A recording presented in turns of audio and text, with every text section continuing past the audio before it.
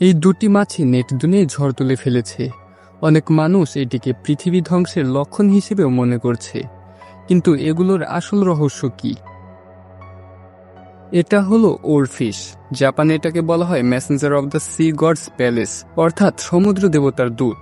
আর এটা তখনই আসে যখন কোনো বড় প্রাকৃতিক দুর্যোগ ঘটার সম্ভাবনা থাকে। লাইক 2011 সালে জাপানের সবচেয়ে বড় সুনামি ইভেন ভূমিকম্পের কয়েকদিন আগেও সমুদ্র উপকূলে এই ধরনের মাছ দেখা গিয়েছিল। তখন থেকে জাপানে বিশ্বাস করা হয় যে এই মাছগুলো বড় কোনো দুর্যোগের পূর্বাভাস নিয়েই তীরে আসে। এমনকি গ্রিক মাইথোলজির মতেও সমুদ্রের নিচে লেভাথান নামের এক রাক্ষস বাস করে। যখনই সে ঘুম থেকে উঠে ভয়ে সমস্ত ক্রিয়েচার তীরে উঠে এসে তাদের জীবন দিয়ে দেয়। এরকম কিছু ঘটনা আমরা অস্ট্রেলিয়া ও ভারতেও দেখতে পাই। কেরালার সমুদ্র সৈকতেও এমন দৃশ্য দেখা গিয়েছে, যেখানে হঠাৎ করেই অনেক মাছ সমুদ্রের তীরে উঠে এসে মারা যাচ্ছিল। তাহলে এই সমস্ত ঘটনা কি একই দিকে ইঙ্গিত করছে? আসুন এই ভিডিওতে জেনে নেই। পৃথিবীর 70% অংশই হলো সমুদ্র। এই সমুদ্রের গভীরে কি আছে সে সম্পর্কে আমাদের আজও সম্পূর্ণ তথ্য নেই। আমরা এখন পর্যন্ত সমুদ্র সম্পর্কে মাত্র 5 থেকে 10% ভালোভাবে জানতে পেরেছি। অর্থাৎ সমুদ্রের প্রায় 90 থেকে 95% অংশ আমাদের কাছে এখনো অজানা। আমরা আমাদের মহাকাশ সম্পর্কে যতটা জানি তার থেকেও অনেক কম জানি সমুদ্র সম্পর্কে। সমুদ্রের 4টি ভাগ রয়েছে, যার প্রথমটি হলো সানলাইট জোন। এটি প্রায় 200 মিটার গভীর পর্যন্ত বিস্তৃত। এখানে সূর্যের আলো পৌঁছায় এবং বেশিরভাগ সাধারণ মাছ ও সামুদ্রিক প্রাণী এইখানে বসবাস করে। এরপর আসে টুইলাইট জোন। এটি 200 থেকে 1000 মিটার পর্যন্ত বিস্তৃত। এখানে সূর্যের খুব কম আলো পৌঁছায় এবং এই অঞ্চলের প্রাণীগুলো খুব কম আলোতে বেঁচে থাকতে অভ্যস্ত। তারপর হলো মিডলাইট জোন। এটি 1000 থেকে 4000 মিটার অর্থাৎ 4 কিলোমিটার গভীর পর্যন্ত বিস্তৃত। এখানেই সূর্যের আলো পৌঁছানো বন্ধ হয়ে যায়, আর এখানে মানুষ বা সাধারণ মাছও পৌঁছাতে পারে না। সবশেষে আসে এবাস জোন। এটি 4000 থেকে 6000 মিটার পর্যন্ত বিস্তৃত। এটি সম্পূর্ণ অন্ধকার, ঠান্ডা এবং এখানে পানির চাপ এত বেশি যে সাধারণ প্রাণীরাও টিকে থাকতে পারে না। আর এখানে দেখা যায় অ্যাংলার ফিশের মতো মাছকে। অ্যাংলার ফিশের শরীরের রং গাঢ় ধূসর থেকে গাঢ় বাদামি হয়। এর সামনে রয়েছে তীক্ষ্ণ বড় বড় ধারালো দাঁত। অ্যাংলার ফিশ পৃথিবীর সবচেয়ে কুৎসিত প্রাণীর খেতাবও পেয়েছে। এই মাছটির মুখ দেখলে মনে হয় এটি খুব রেগে আছে। এই অ্যাংলার ফিশের মধ্যে সবচেয়ে বেশি বৈশিষ্ট্য দেখা যায় স্ত্রী অ্যাংলার ফিশের মধ্যে।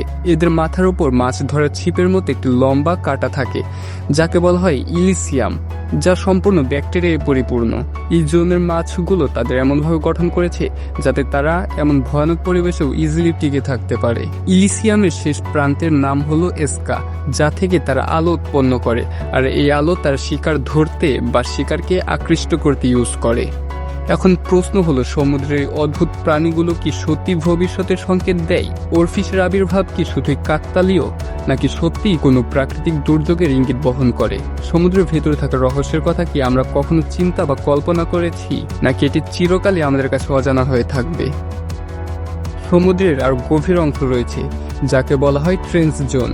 এই অঞ্চলের সবচেয়ে গভীর হলো মারিয়ানা ট্রেঞ্চ, আর তার মধ্যে অবস্থিত পৃথিবীর সবচেয়ে গভীরতম স্থান চ্যালেঞ্জার দ্বীপ। এটি সমুদ্র পৃষ্ঠ থেকে 11 কিলোমিটার গভীরে অবস্থিত। এই মারিয়ানা ট্রেঞ্চ সম্পর্কে আমরা প্রায় কিছুই জানি না। একটা কথা ক্লিয়ার, যেসব মাছ আর সামুদ্রিক প্রাণী ডিপ সিতে থাকতে অভ্যস্ত, তারা যদি হঠাৎ করে উপরে চলে আসে তাহলে নিশ্চয়ই এর পেছনে কোনো বড় কারণ রয়েছে।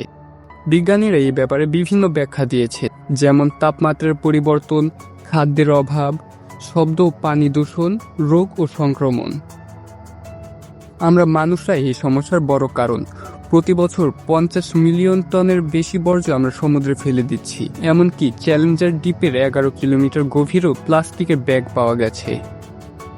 এখন প্রশ্ন হলো, এই মাছগুলোর তীরে আসা কি পৃথিবী ধ্বংসের কোনো সাইন, নাকি এটা শুধুই কাকতালীয় ঘটনা? অনেকেই বিশ্বাস করে যে এই মাছ ও অন্যান্য সামুদ্রিক প্রাণীর আচরণ প্রাকৃতিক দুর্যোগের পূর্বাভাস হতে পারে। বিশেষ করে রিং অফ ফায়ার অঞ্চলে এমন ঘটনা বেশি দেখা যায়। রিং অফ ফায়ার হলো সেই এলাকা যেখানে সবচেয়ে বেশি ভূমিকম্প ও আগ্নেয়গিরির অগ্ন্যুৎপাত ঘটে।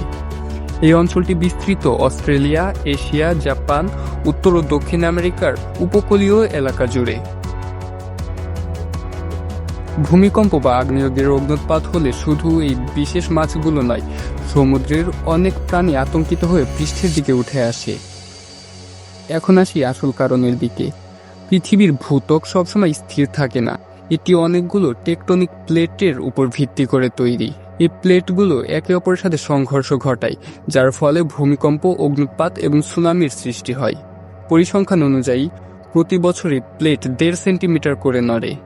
ভূমিকম্প এবং আগ্নেয়গিরির সক্রিয়তার 80%ই রিং অফ ফায়ারে ঘটে। আমরা বুঝতে পারছি যে পৃথিবীর উপর আমাদের নিয়ন্ত্রণ নেই। প্রাকৃতিক দুর্যোগ আমরা আটকাতে পারবো না, কিন্তু আমরা চাইলেই সমুদ্র দূষণকে আটকাতে পারবো। কেরালায় কিছু ফাটল সৃষ্টি হয়েছিল, কিন্তু সেটা ভূমিকম্পের কারণে নয়, এটি মানুষের অপরিকল্পিত কর্মকাণ্ডের কারণেই হয়েছিল। আমরা প্রতিদিন lakh lakh ton plastic use করি, যার একটি বিশাল অংশ শেষমেশ সমুদ্রে গিয়ে পড়ে। প্লাস্টিক সহজে নষ্ট হয় না, বরং বছরের পর বছর পানিতে ভেসে ভেসে সামুদ্রিক প্রাণীর জন্য মারাত্মক হুমকি তৈরি করে। অনেক সামুদ্রিক প্রাণী ভুলবশত প্লাস্টিক খেয়ে ফেলে, যা ধীরে ধীরে তাদের মৃত্যুর কারণ হয়।